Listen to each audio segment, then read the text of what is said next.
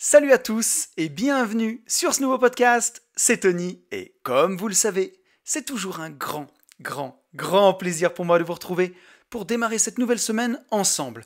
Pour tous ceux qui ne me connaîtraient pas et qui me découvriraient aujourd'hui avec ce podcast, je suis lotisseur, marchand de biens, investisseur et je vide mes investissements depuis 2018.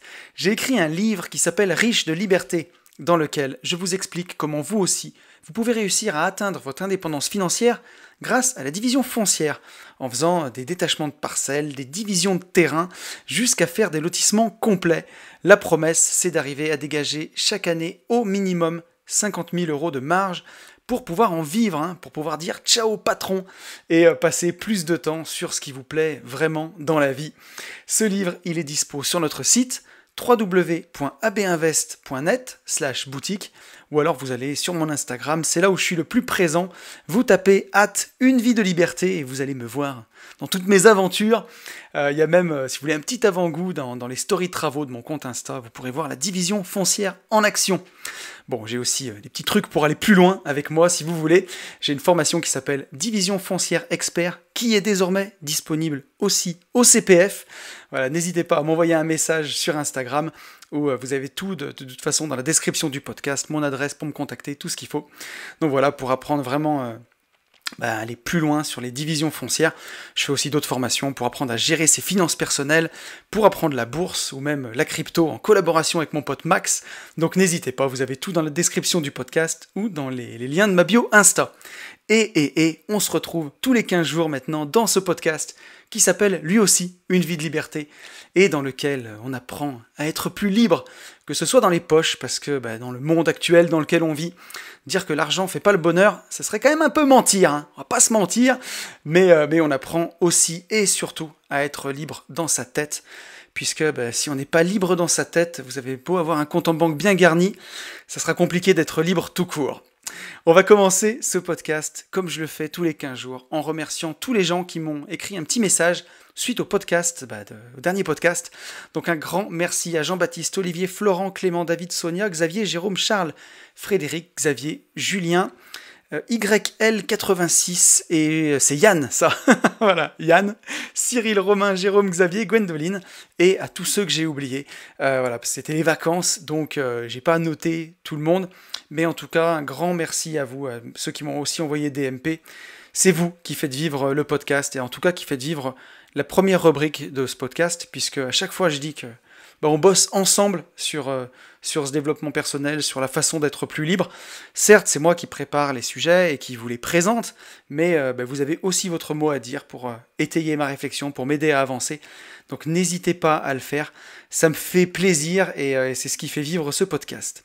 Bon, le petit point avancé des réseaux, nous sommes 1122 sur YouTube, donc c'est vraiment génial. Et vous êtes 30% à me regarder régulièrement sans être abonné.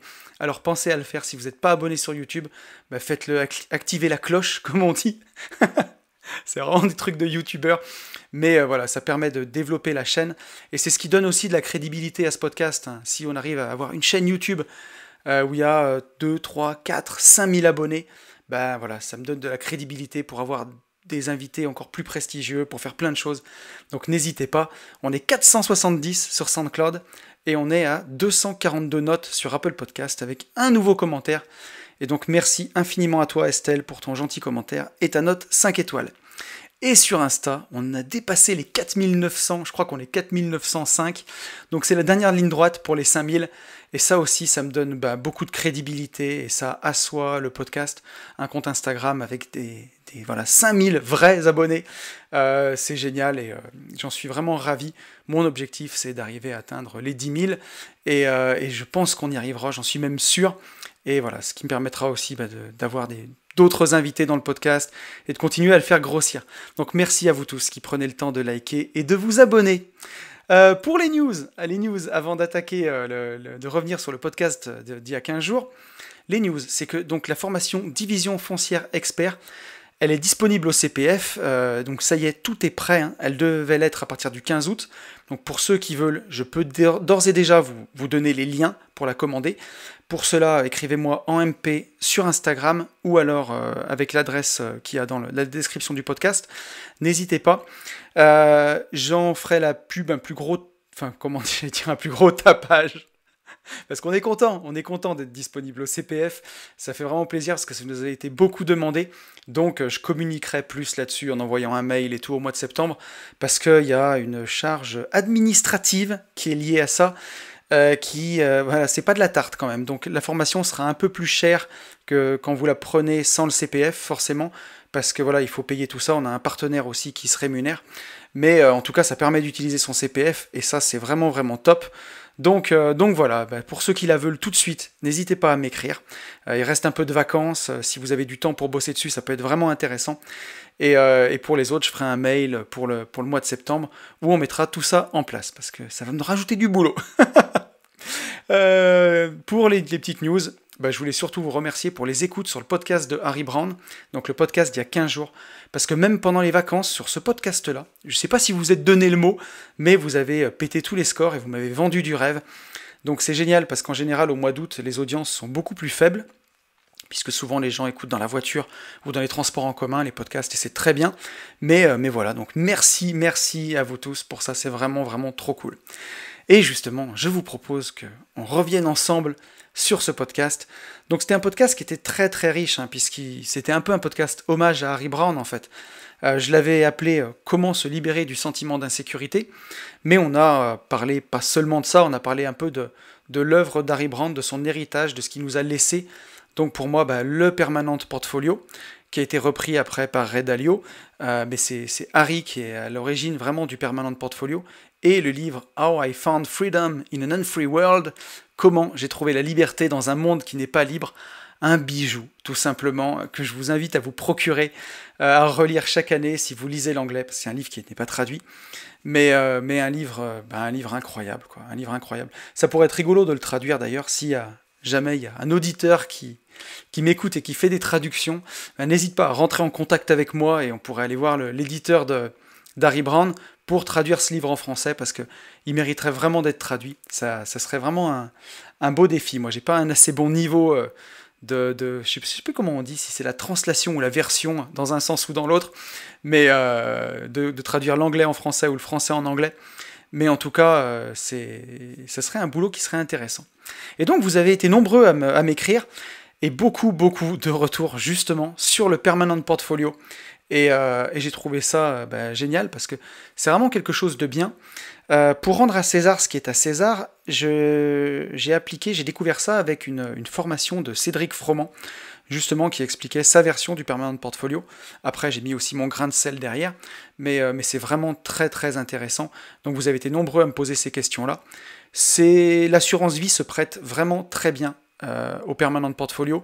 Donc bien sûr, un contrat d'assurance vie en ligne, essayez de trouver un contrat qui propose beaucoup d'ETF, puisque justement les ETF se prêtent aussi énormément au Permanent Portfolio. Et comme on va faire des arbitrages entre les différentes classes d'actifs, il ne faut pas qu'on paye des impôts à chaque fois. Donc l'enveloppe de l'assurance vie, elle est absolument parfaite pour ça. Et s'il y a une assurance vie, vous avez beaucoup d'ETF, vous trouverez facilement un ETF action, que ce soit un World, un indice monde, ou un indice S&P 500, ou un indice Nasdaq. Vous trouverez facilement un ETF sur les obligations, donc c'est bonds en anglais, BONDS, des obligations européennes, des obligations américaines, ça je vous laisserai choisir. Vous trouverez un fonds euro qui pourra remplacer le cash, et vous pourrez trouver un ETF sur les minières pour avoir de l'or. Donc c'est assez facile à mettre en place, on achète un quart, on rééquilibre de temps en temps, et je trouve que c'est vraiment vraiment chouette. Je pense que si ça vous dit, vous pouvez aussi me le laisser en message. Je pourrais mettre à jour la formation ETF avec un module Permanent Portfolio.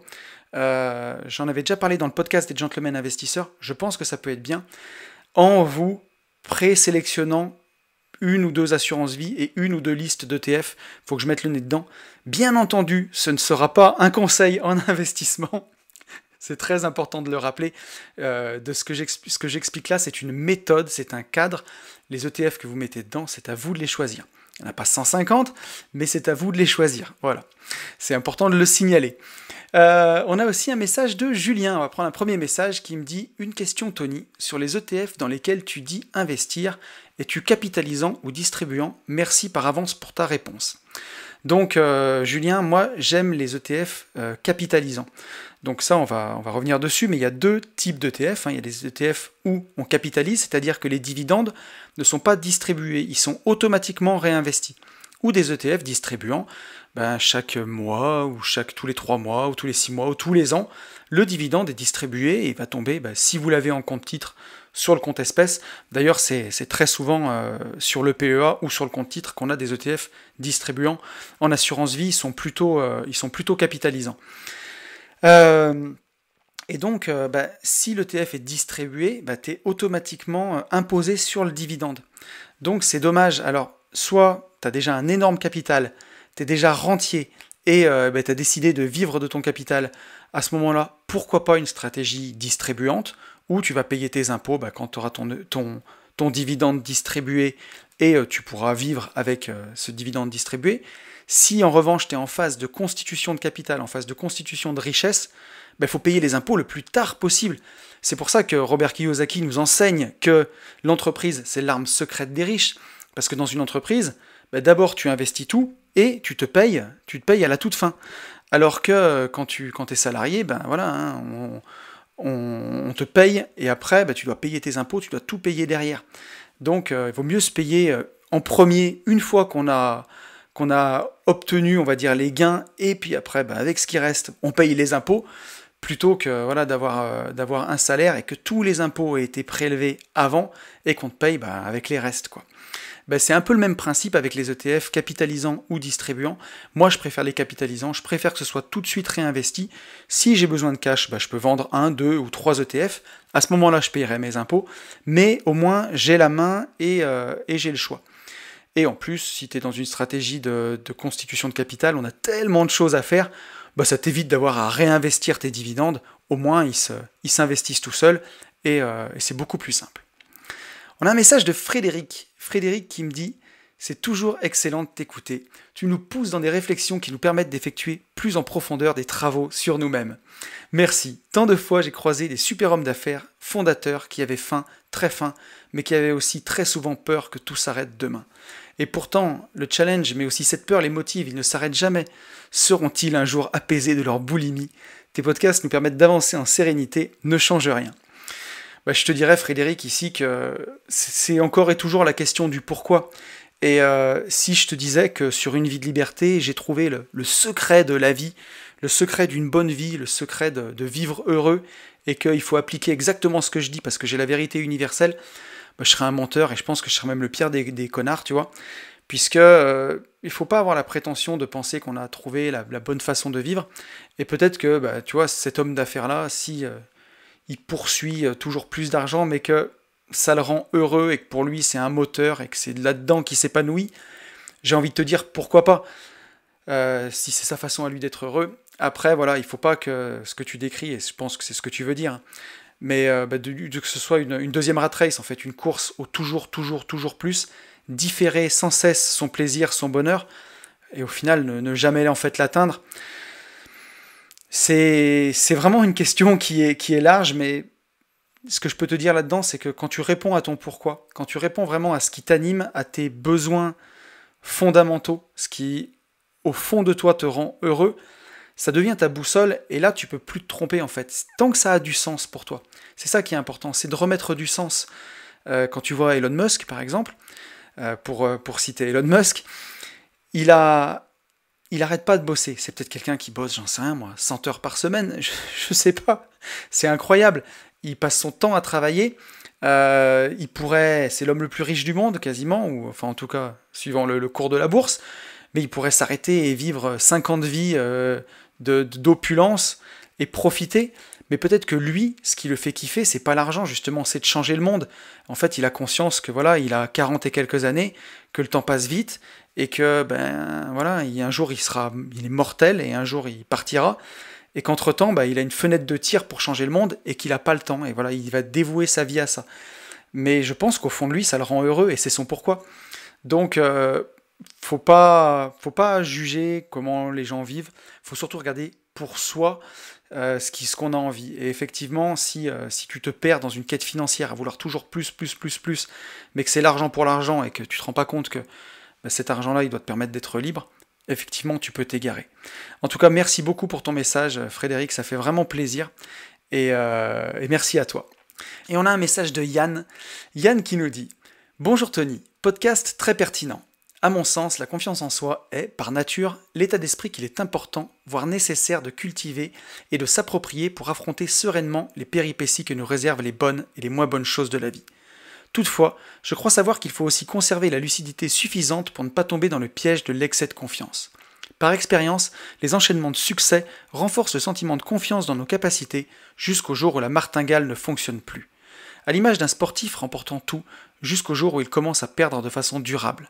Remonter la pente jusqu'au sommet est un chemin qu'il est préférable d'aborder en étant armé du bon état d'esprit pour faire face à ses doutes et le sentiment d'échec que peut parfois faire subir notre entourage afin de reconstruire un mindset de guerrier pour aller de l'avant. Je crois savoir que rien ne prépare à tout cela, bon comme mauvais, si ce n'est de l'expérimenter avec les bonnes bases pour anticiper rapidement le changement. Et toi, comment veilles-tu à ne pas tomber dans l'illusion de confiance? Vous avez 4 heures. Merci Yann pour ton message. Alors, pour revenir sur le début de ton message, je pense effectivement, comme tu le dis, que la confiance en soi, c'est la base. Et on en parlera aussi dans ce podcast, dans le sujet du jour, à quel point c'est important d'avoir confiance en soi. Et pour prendre confiance en soi, faut se connaître vraiment très bien. Donc, c'est la quête ultime, hein. Socrate le disait, connais-toi toi-même. Ça a 2500 ans et ça n'a jamais été plus vrai. Si on veut avoir une bonne vie, se connaître, c'est tellement, tellement essentiel. Et donc, quand tu te connais bien, tu connais, tes points forts, tu connais tes points faibles, tu connais surtout là où, justement, où sont tes points faibles et où tu peux avoir un peu de vice parfois ou succomber à la tentation et ces choses-là. Et tu peux y remédier justement. Donc forcément, la confiance, c'est vraiment hyper important. Et quand tu dis dans l'illusion de confiance, comment ne pas tomber dans l'illusion de confiance, c'est-à-dire l'illusion que rien ne peut nous arriver et qu'on est arrivé en fait.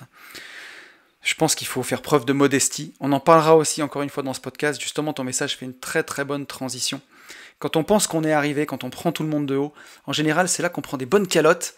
Alors pour ne pas éluder ta question, quand tu me demandes à moi comment je fais pour pas tomber dans l'illusion de la confiance, je suis quelqu'un qui part au niveau confiance en lui de quand même très très loin, tu vois.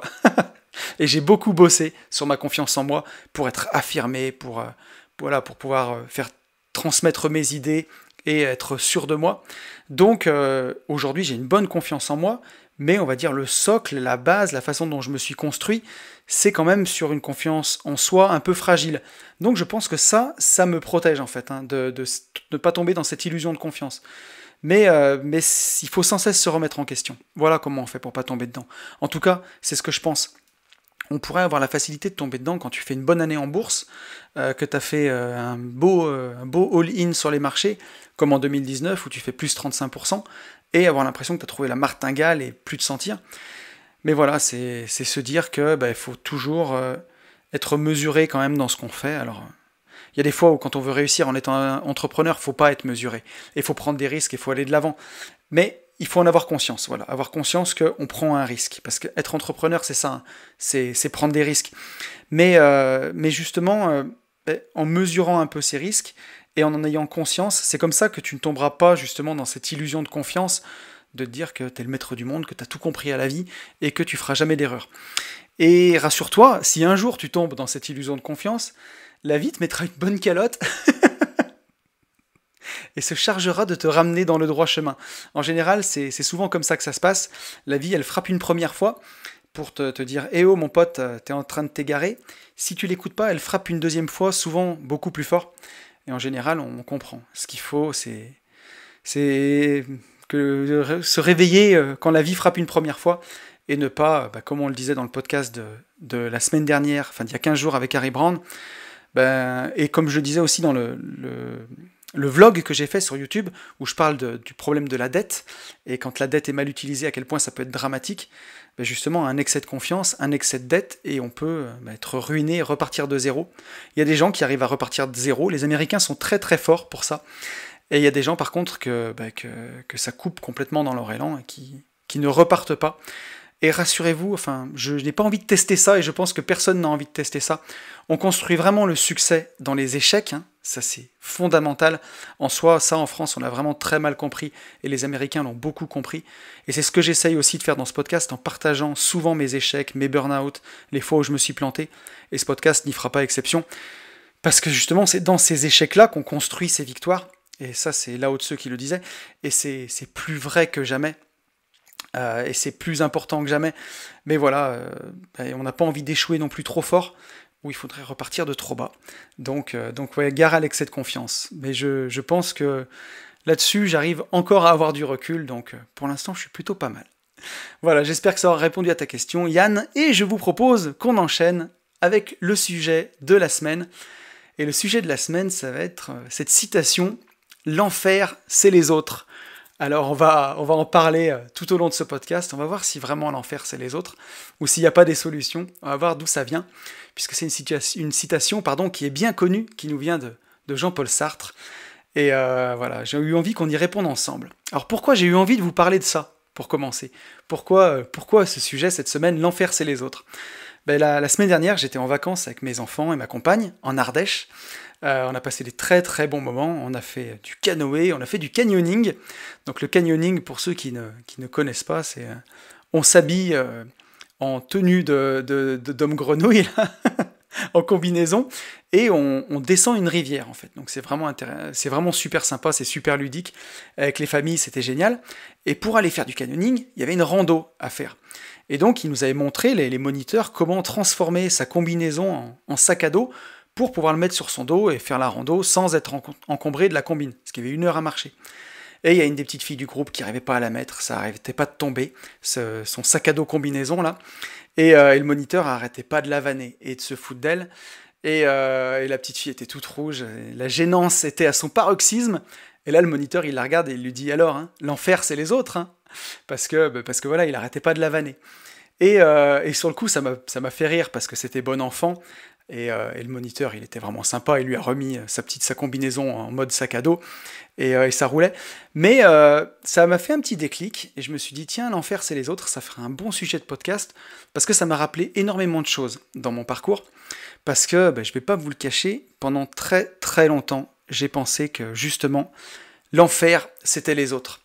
Et à l'époque où j'étais entrepreneur dans les travaux publics, donc entre 2007 et fin 2018, j'ai fait ça pendant 11 ans, il y a eu des moments, avant que je prenne la décision de quitter la rat race, autour de 2016, à l'époque où j'ai fait mes burn-out, là c'était vraiment à son paroxysme, et à un point où j'en ai même vraiment souffert, et voilà, quand j'y repense, je suis choqué d'avoir supporter tout ça, et je me demande parfois clairement comment j'ai pu supporter ça. Et alors bien sûr, encore une fois, il ne s'agit pas de me plaindre ou dire que j'ai vécu l'enfer, blablabla.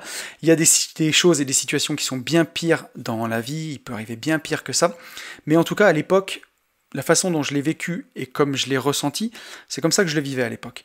Et justement, pourquoi j'en ai aussi ces souvenirs-là? Parce que dans le passé, j'ai toujours eu l'habitude de tenir un journal où j'écrivais assez souvent, donc sur mon ordinateur, hein, c'est pas un journal papier, c'est un dossier de mon ordi, et même si aujourd'hui c'est une habitude que j'ai un peu perdue, je le fais moins, parce que c'est un peu mes podcasts justement, et aussi dans une moindre mesure mon Insta, qui témoigne de mes réflexions, et je les partage avec vous, et qui témoigne un peu de mon journal de bord. Et puis aussi le fait, ces dernières années, d'avoir travaillé sur moi de façon différente, j'ai un peu perdu cette habitude d'écrire, mais je l'ai tenu quand même assez longtemps. Et j'ai surtout été très régulier en 2016, 2017, 2018, les années où j'étais en train de quitter la rat race. Et donc c'est un document qui est précieux, et que de temps en temps je relis, parce que ça me montre vraiment la genèse de tout ce qui s'est passé dans ma tête entre 2016, 2017, 2018, dans tout le processus. Et encore une fois, on voit l'importance du mindset, et que ça fait quasiment tout. parce que quand je lis ce que j'écrivais à l'époque, c'est carrément de la folie, quoi. Et je me demande vraiment comment j'ai fait pour supporter ça. Et d'ailleurs, je remercie 1000 fois l'Anthony du passé d'avoir surmonté ça, parce que c'est ce qui me permet d'avoir la vie que j'ai aujourd'hui. Et j'essaye de me montrer à la hauteur de l'Anthony de dans 5 ans, pour qu'il remercie l'Anthony de 2021 d'avoir fait les bonnes actions. Et en tout cas, ce qui ressort le plus souvent dans ces écrits, ce qui revient le plus souvent, c'est que je me plaignais en permanence. Et une page sur deux de ce journal, c'est de la plainte, quoi. Soit je me plaignais de mes salariés, soit je me plaignais de mes clients. Alors, à l'époque, dans ce métier, c'était un milieu très concurrentiel, ça l'est toujours, les travaux publics. Et je sais que d'ailleurs, j'ai beaucoup d'auditeurs du podcast qui sont dans les travaux publics ou dans le milieu du bâtiment. Et c'était très difficile de tirer son épingle du jeu. Les clients, j'avais des clients vraiment très sympathiques et avec qui j'ai gardé de très bons rapports, mais c'est toujours la loi de Pareto, quoi. 20% des clients t'apportent ton chiffre d'affaires et 80% de ton chiffre d'affaires et sont sympas, et les 80 autres pourcents apportent peu de chiffre d'affaires et prennent beaucoup de temps. Ben, c'était souvent ça, quoi. On va dire que j'avais une petite part de clients qui étaient très exigeants, très difficiles à satisfaire et qui me bouffaient beaucoup de mon temps. Et pour couronner le tout, j'avais certains de mes salariés qui étaient vraiment compliqués. Alors c'était une entreprise que j'avais reprise, donc quand on reprend une entreprise, on reprend les salariés qui vont avec. Il y a des gens que j'avais pas choisis et qui faisaient partie de l'équipe. Et justement, pour aborder ça, ils ont fait des tests dans les équipes de NBA. Ça, j'en avais déjà parlé dans un podcast. Mais donc dans une équipe de basket, il y a 5 joueurs. Et ils ont fait des tests en changeant seulement un seul joueur, donc soit 20% de l'effectif. Le niveau de l'équipe globale baissait de 40%. Juste en changeant 20%, ça baisse de 40%. Donc c'est dire à quel point une seule personne qui fait mal son boulot, elle peut gripper la machine, quoi. Et donc à l'époque, l'effectif de mon entreprise, il est allé de 35 salariés au plus bas jusqu'à 60. Alors avec les intérimaires, on était jusqu'à 60 personnes. Et en moyenne, sur 11 ans, je dirais qu'on a été autour de 35 à 40 salariés.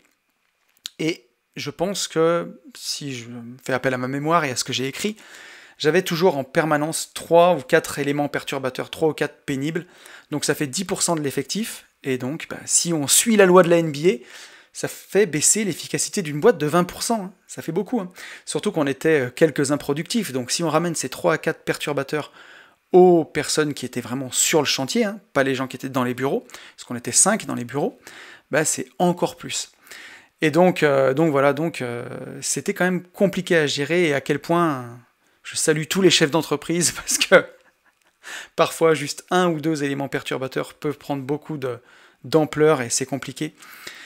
Et donc à l'époque, à cette époque-là, je passais mon temps à suivre mes chantiers, à gérer mes chantiers, à chiffrer des chantiers, à faire des devis, à faire la gestion du personnel. J'étais multicasquette, dans les PME, quand on est chef d'entreprise, on a beaucoup de travail.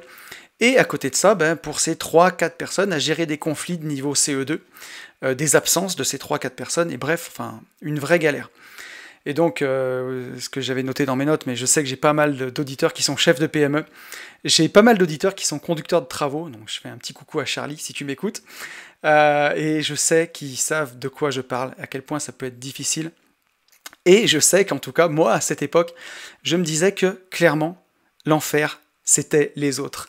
Et je me rappelle que, à l'époque, mon rêve absolu, c'était de quitter la rat race pour passer mon temps à lire des bouquins, en silence et dans le calme. Et donc, à l'époque, vraiment en 2016, au début, je voulais être rentier, quoi. J'envisageais même pas de reconversion professionnelle. Que ce soit les podcasts, le reste, mais j'avais absolument rien prévu. Je voulais juste vivre de mes investissements de façon passive, avec le moins de contact possible avec les gens. J'en étais vraiment arrivé là. Et j'avais prévu de créer sur la fin, ça s'est fait sur les dernières années, vraiment 2018, AB Invest pour travailler avec Ben, donc AB Invest qui est ma société de lotissement et marchand de biens, pour travailler avec Ben. Ben, c'est mon associé et aussi mon cousin germain dans la vraie vie, qui était aussi avec moi dans la boîte de travaux publics, c'était mon bras droit. Et voilà, mais que ce soit lui ou moi, on voulait déléguer le plus de choses possible pour avoir moins de contact avec les gens et surtout, en tout cas, plus de salariés, quoi. Et donc, je me souviens, quand j'étais dans cette rat race à l'époque, là, dans les moments où ça allait vraiment pas du tout, Pour me faire du bien, je regardais comment je pouvais vendre la totalité de mon patrimoine IMO pour tout placer en bourse, voir la rente que ça pouvait faire et plus rien faire du tout. Avec la règle des 4%, voir combien j'allais dégager. Et mon but ultime, c'était que ça remplace mon salaire. Et je me disais, voilà, après, une fois que j'ai ça, je ne ferai plus rien du tout. Et je me rappelle que ça me faisait du bien. Et bon, il faut dire que j'avais fait 2 burn-out et que j'étais clairement dans un état de fatigue extrême de tout ça. Et à cette époque, c'est peut-être un peu pour ça aussi que je m'étais radicalisé. Donc voilà, mais c'était marrant de le noter. Et quand je relis le journal, j'hallucine, quoi. Et donc, on a vu par la suite que tout ça a quand même beaucoup changé et rapidement changé. Et que justement, hein, une fois que j'ai pu quitter la rat race, j'ai pu déjà me reposer, j'ai pu prendre du recul. Et très rapidement, j'ai eu envie de nouveaux projets. Et voilà, et pour ça, quoi qu'on puisse en croire, c'est impossible de se passer des autres. C'est impossible. Et voilà, mais bon, est-ce que c'est vraiment les autres, le problème? Et est-ce qu'on peut vivre sans les autres? C'est ce que nous allons voir ensemble aujourd'hui dans ce podcast après cette longue introduction. Donc, pour commencer, je voudrais revenir sur cette célèbre phrase de Jean-Paul Sartre, hein, « L'enfer, c'est les autres ». Donc d'où ça vient, ça? C'est une réplique qui provient de la pièce de théâtre Huis clos. Et donc, à ce sujet, Jean-Paul Sartre en a dit, donc ça c'est ce que j'ai tiré d'une interview YouTube, comment il expliquait lui cette phrase. Et Jean-Paul Sartre, il nous dit « L'enfer, c'est les autres a toujours été mal compris. On a cru que je voulais dire par là que nos rapports avec les autres étaient toujours empoisonnés, que c'était toujours des rapports infernaux. Or, c'est tout autre chose que je veux dire. Je veux dire que si les rapports avec autrui sont tordus, viciés, alors l'autre ne peut être que l'enfer. Pourquoi? Parce que les autres sont, au fond, ce qu'il y a de plus important en nous-mêmes, pour notre propre connaissance de nous-mêmes. Quand nous pensons sur nous, quand nous essayons de nous connaître, au fond, nous usons des connaissances que les autres ont déjà sur nous. Nous nous jugeons avec les moyens que les autres nous ont donné de nous juger. Quoi que je dise sur moi, toujours le jugement d'autrui entre dedans. Quoi que je sente de moi, le jugement d'autrui entre dedans. Ce qui veut dire que, si mes rapports sont mauvais, je me mets dans la totale dépendance d'autrui, et alors, en effet, je suis en enfer. Et il existe une quantité de gens dans le monde qui sont en enfer parce qu'ils dépendent trop du jugement d'autrui. Mais ça ne veut nullement dire qu'on ne puisse avoir d'autres rapports avec les autres. Ça marque simplement l'importance capitale de tous les autres pour chacun de nous. Donc voilà, c'est vraiment très intéressant ce qu'il nous dit, et justement ce que nous dit Jean-Paul Sartre ici, c'est que nos rapports avec les autres, c'est pas une fatalité. Et c'est d'ailleurs trop souvent ce qu'on a voulu faire dire à cette phrase, et c'est là ce que lui reproche. Et pourtant, c'est aussi ce que j'en comprenais moi de cette phrase, car c'est carrément typiquement ce que je ressentais. Et d'ailleurs c'est marrant, mais en 2016, à l'époque où je jouais encore au théâtre, on avait joué une pièce de théâtre, et dans cette pièce de théâtre, c'était une pièce de rigolote, une pièce de boulevard, hein, une comédie, mais il y avait une réplique d'une comédienne avec qui je jouais, qui reprenait dans une engueulade cette réplique de Jean-Paul Sartre. « L'enfer, c'est les autres !» Et elle partait en claquant une porte. Et je me souviens que c'était un joke entre nous à l'époque où on jouait au théâtre, et puisque en tout cas dans le contexte de la pièce, c'était super marrant. Et je me rappelle qu'à chaque fois, à cette époque-là, en 2016, quand j'avais une réunion de chantier qui était infernale, avec des clients horribles, je remontais dans ma Citroën, à l'époque, je claquais la porte, et je me rappelais de cette réplique de théâtre, « Ah, l'enfer, c'est les autres !» parce que c'était exactement ça. Et donc pour en revenir à Jean-Paul Sartre, ce qu'il veut nous dire, enfin en tout cas ce que j'en comprends, c'est que les autres sont notre miroir. Et quand on cherche à se connaître, et en savoir plus sur soi, ou même lorsqu'on évolue et qu'on change, notre vision de nous-mêmes, elle va être influencée par l'image qu'ont les autres de nous et qui vont nous renvoyer. Et ça, c'est le principe de feedback, et on en a parlé il y a 15 jours dans le podcast avec Harry Brown. On est vraiment le résultat de nos actions. Et ça, c'est ce qui est le plus important à comprendre. On fait le bien ou le mal par nos actions, c'est par nos actions qu'on sera jugé. Et donc ce qui va nous aider à améliorer notre conduite ou nos actions, c'est le feedback que la vie nous renvoie, quoi. On fait telle action en espérant tel résultat, est-ce que ça marche? Oui, non. Si ça n'a pas marché, qu'est-ce qui a fait que ça n'a pas marché? On ajuste le tir et on recommence. C'est un peu le même principe avec les autres. Ils auront une attitude différente envers nous, suivant le comportement qu'on aura avec eux. Et ça, c'est toujours le principe d'action et réaction, comme en physique. Rappelez-vous la physique au lycée, hein. La 3e loi du mouvement de Newton, l'action est toujours égale à la réaction, c'est-à-dire que les actions de deux corps l'un sur l'autre sont toujours égales et de sens contraire. Bon, si vous êtes imperméable à la physique, j'ai aussi la version un peu plus colorée, un peu plus sympa, mais tout aussi respectueuse des lois de la physique. C'est dans le film Les Petits Mouchoirs, où il y a Véronique qui est jouée par Valérie Bonneton. Elle dit à Max, son mari, donc qui est joué par François Cluzet dans une engueulade, je ne sais pas si vous vous rappelez Les Petits Mouchoirs, mais elle lui dit « T'envoies de la merde, tu reçois de la merde, c'est logique ». Et ben voilà. C'est logique, c'est la loi du mouvement de Newton. T'envoies de la merde, tu reçois de la merde. Mais blague à part, ce que veut dire Jean-Paul Sartre, c'est que dans la construction de soi et dans notre rapport aux autres, on est sans cesse influencé par l'image que les autres ont de nous. Et si on se fie uniquement à cette image, ben alors oui, on peut vivre en enfer et on peut vraiment penser que l'enfer c'est les autres. Et ça c'est le gros problème d'être trop sensible au regard des gens, justement. Parce que on a à la fois besoin du regard des gens, parce que c'est le miroir de nos actions. C'est grâce à eux qu'on va voir aussi si ce qu'on fait c'est bien ou c'est mal. Mais d'un autre côté, il ne faut pas y être trop sensible. Et justement, rappelez-vous, dans le podcast sur la moutonnerie, justement, rappelez-vous de l'expérience de H. Si vous êtes trop sensible au regard des autres, qu'est-ce qui se passe ? Vous vous conformez à la moyenne, alors que vous savez que vous avez raison. Donc il faut être sensible au regard des autres pour que ça nous permette de nous améliorer, parce que dans le regard des autres, on a un peu le reflet de nos actions, mais pas non plus trop, parce que sinon on est complètement dépendant du regard des autres, et alors on est foutu, et c'est là où on vit en enfer. Et donc Jean-Paul Sartre, lui, il nous dit pas qu'il y a une solution miracle, mais plutôt qu'il faut faire attention à notre rapport avec les autres si on veut vivre heureux, tout en faisant attention à pas se laisser cannibaliser et à dépendre uniquement de ce que les autres pensent de nous. Et donc, en ce qui me concerne, je pense vraiment qu'à cette période de ma vie, à l'époque où j'étais encore dans ma rat race, j'étais moins affirmé qu'aujourd'hui, et je pense que je dépendais beaucoup de l'image que les autres avaient de moi. Je me souviens que j'avais envie à tout prix d'être un bon patron, mais que voilà, j'étais très sensible au feedback des autres sur ce point, quitte parfois à carrément en oublier ma propre définition de ce qu'est un bon patron.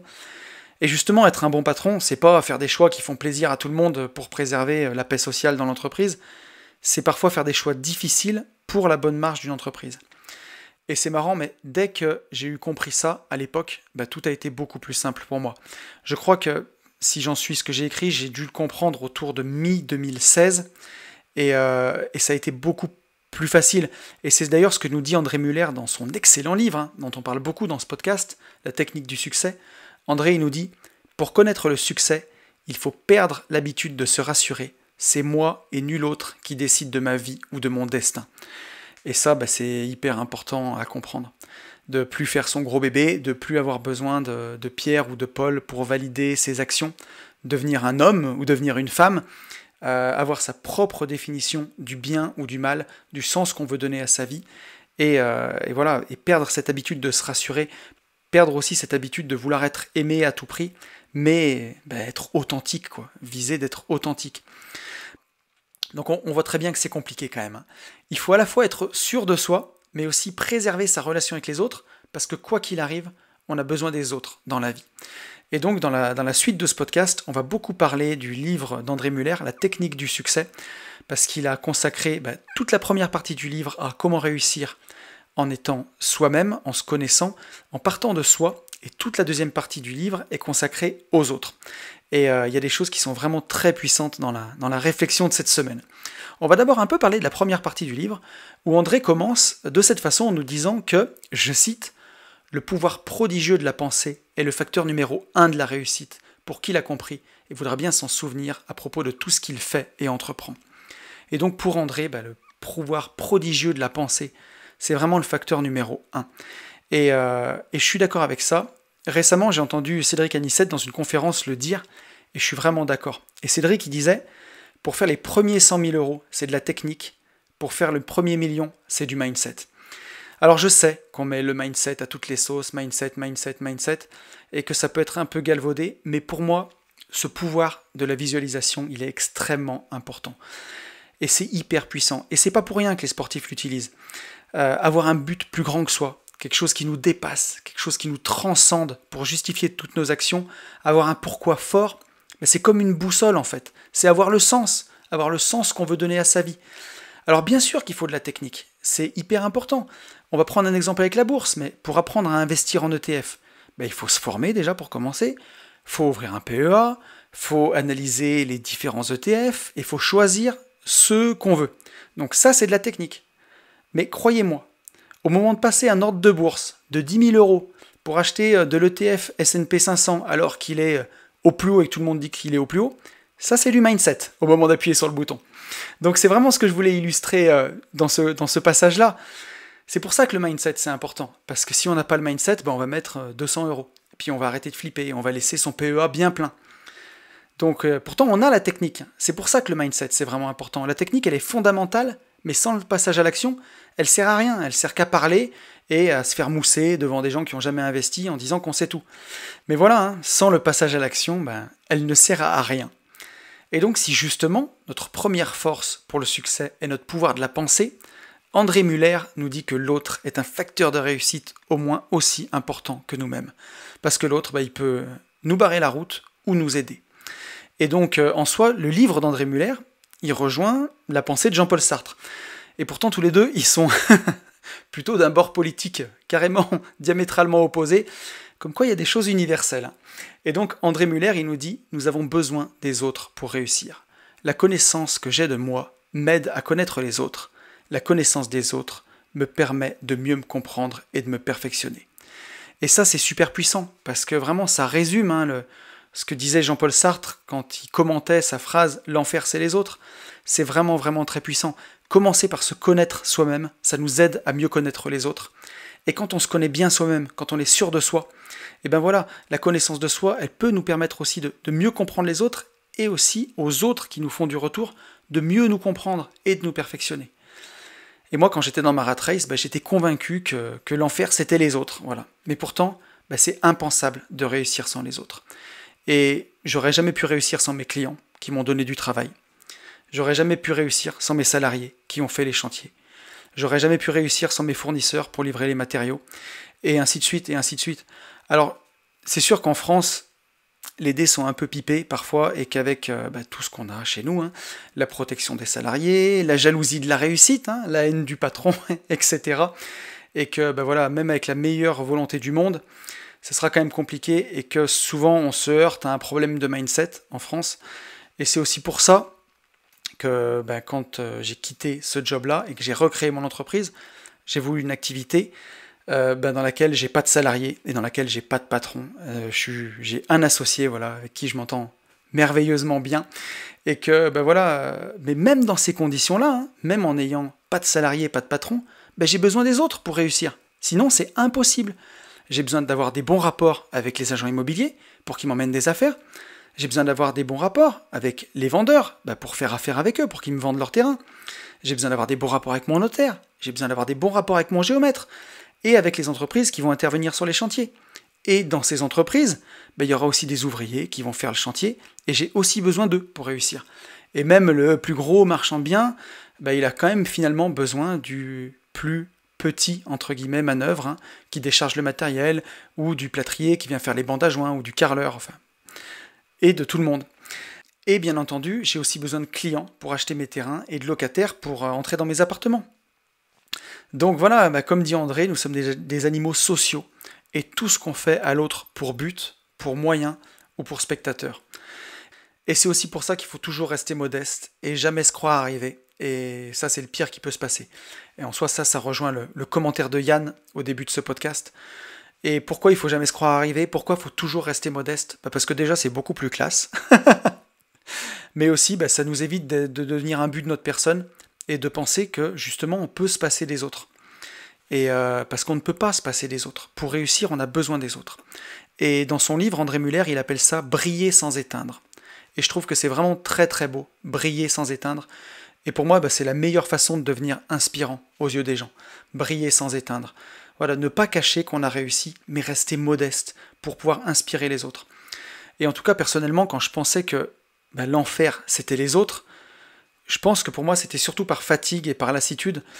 Et là, c'est vraiment l'autre pendant duquel on parle, où ce serait par une réussite extrême que voilà, on a les chevilles qui gonflent en fait, et on pense qu'on a plus besoin des autres.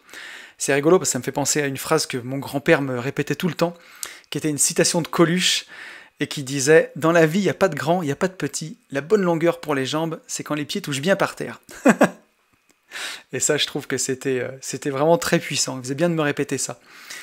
Et donc, il faut avoir en tête que les gens, ils ont tendance à se conformer à l'idée qu'on se fait d'eux. Parce que on va les traiter, sans même le vouloir, conformément à cette idée. Moi, quand j'ai compris ça, ça a vraiment tout changé dans mon management à l'époque. Je me souviens à l'époque que j'avais un salarié qui était particulièrement râleur. Alors, il ne faisait pas partie des 3-4 perturbateurs qui étaient vraiment, à l'époque, des mauvais... Comment dire sans... Comment le dire avec des mots simples? Des mauvais éléments, voilà, tout simplement. Mais lui, c'était pas un mauvais élément, c'était surtout un gros râleur. Sympathique, mais dur à manager parce que il mettait souvent de la mauvaise volonté avant de se mettre au boulot. Fred, si tu m'écoutes... Et le plus souvent, quand je devais lui demander une tâche difficile, je l'abordais toujours en me disant « Eh allez, ça va être encore un quart d'heure de parlementation, ça va être infernal, il va se braquer, on va pas avancer, on va tous perdre du temps, on va tous être fatigués, et ainsi de suite. » Et là, j'ai commencé à lire justement la technique du succès et toutes ces choses-là, et j'ai changé ma perception, comme en PNL, et je me suis dit « Je vais me focaliser sur ses qualités. » Et donc, malgré le fait que ce gars, ce soit une tête de cochon, il était vraiment très appliqué sur les petites tâches, il était très soigneux sur les finitions, et en même temps, faire des finitions, c'est souvent passer derrière les autres. Et donc plutôt que de l'attaquer frontalement, où je savais qu'il allait me dire « t'as qu'à faire revenir l'équipe qui n'a pas fini le chantier, plutôt que de me faire venir moi », j'ai décidé de changer ma perception de lui, et au lieu de le voir comme un râleur, plutôt le voir comme la personne qui a un haut degré de finition de chantier, qui va me laisser les choses vraiment irréprochables, et pour que le client final soit satisfait du premier coup. Et du coup, je lui tenais ce discours-là, je lui disais « Écoute, tu es le seul qui sait faire les choses parfaitement proprement, et j'ai une mission pour toi. Tu es le seul avec qui je sais que ce sera bien fait comme je veux du premier coup, parce que c'est des finitions, et tu es le roi des finitions. Tu vois, les autres, ils vont vite, mais toi, tu vas dans le détail. » Alors, on peut dire que c'est à la frontière de la manipulation, mais d'une part, je le mets en valeur, le salarié, et d'autre part, je fais que dire la vérité en fait. C'est sincère, c'est pas être focus, c'est dire la vérité. Donc tout le monde y gagne. Et bon, le taux de réussite, il n'est pas de 100%, mais en tout cas, il est bien plus élevé que l'approche frontale en lui disant « Bon, ce matin, tu vas ici réparer les conneries de un tel, quoi. » Qui, ça, c'est garanti, conflit, mauvaise humeur et tout ça. Et donc, ce que je retiens vraiment de ça, et ce qu'il faut retenir, c'est que les autres, ils nous traitent comme on les traite. Donc là, ce salarié-là, si je l'avais traité en lui disant « Toi, de toute façon, t'es un râleur et tu vas râler », et partir de ce point de vue-là, il aurait râlé. Alors qu'en le traitant comme quelqu'un de compétent dans son domaine dont j'ai besoin, il faisait toujours les trucs super bien, quoi. Et il était fier de ce qu'il avait fait, il était fier qu'on réceptionne le chantier sans réserve, et ainsi de suite, parce que c'était lui qui est passé à la fin. Et il sait que voilà, c'est à lui qu'on faisait appel quand il fallait que ce soit nickel. Et donc, d'un défaut, d'en faire une qualité. Par contre, pour que ça fonctionne, c'est absolument nécessaire d'être authentique, vraiment. J'insiste là-dessus, il faut parler avec son cœur, ses émotions, il faut absolument être sincère. Il ne s'agit pas de manipuler les gens, mais vraiment de dire la vérité, de dire ce qu'on pense. Si on fait semblant d'être aimable, on va passer pour un faux cul, et ce ne sera pas faux d'ailleurs, et ça sera bien fait, et c'est vraiment pas ce qu'on veut.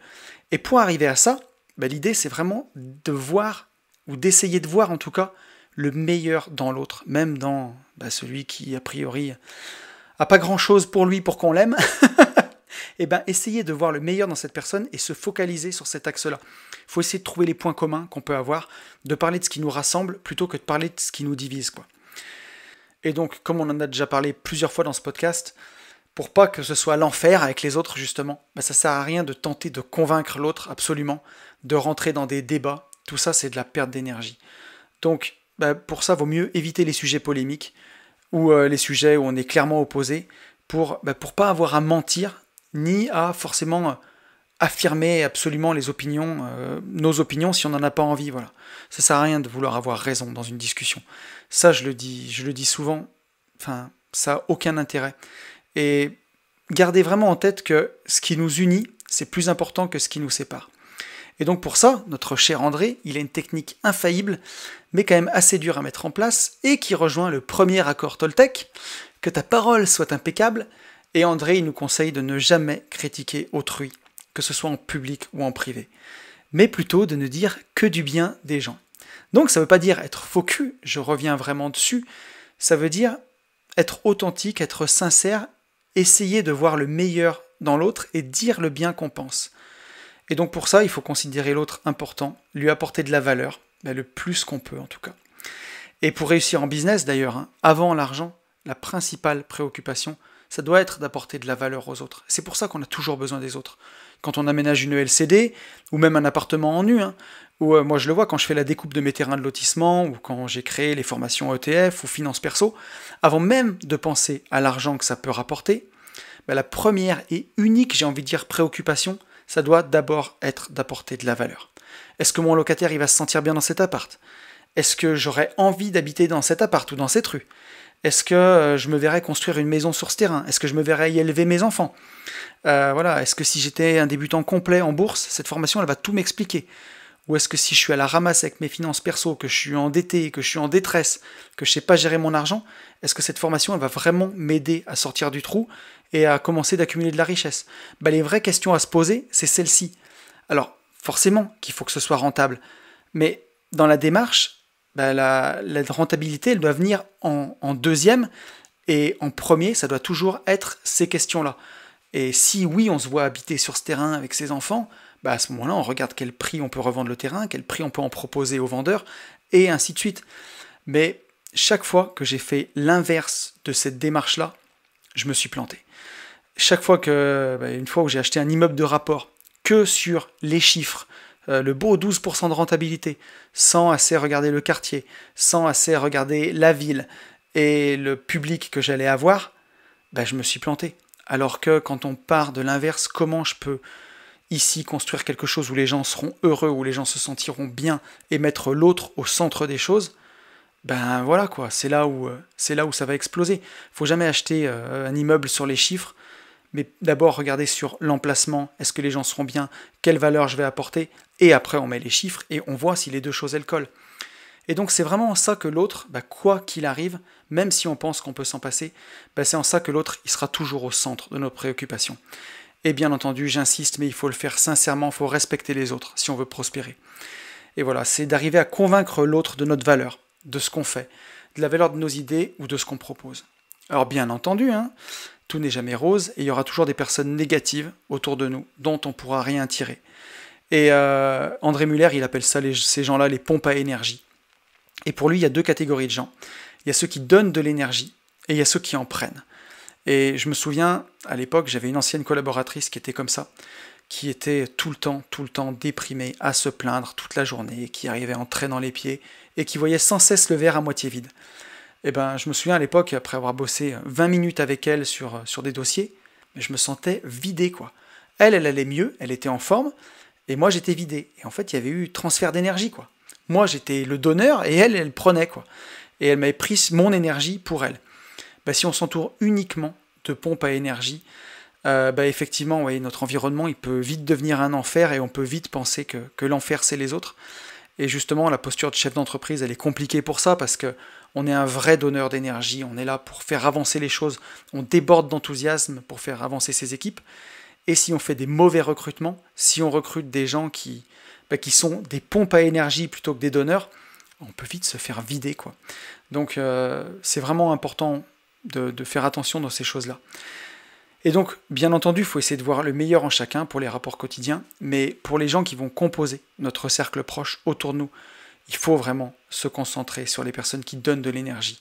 Et nous aussi, au quotidien, faut œuvrer pour faire partie de ces gens enthousiastes, de ces gens qui donnent des bonnes vibes. C'est ça qui est important, c'est ça qui fait du bien.